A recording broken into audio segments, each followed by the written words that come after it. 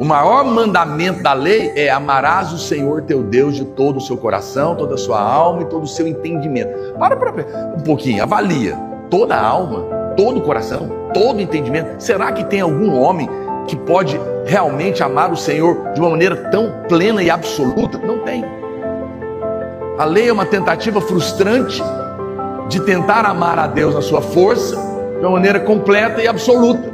Mas o maior mandamento da graça é: eu te amei primeiro, com toda a minha força, toda a minha alma e todo o meu coração. Dei a minha vida por você na cruz para provar o meu amor.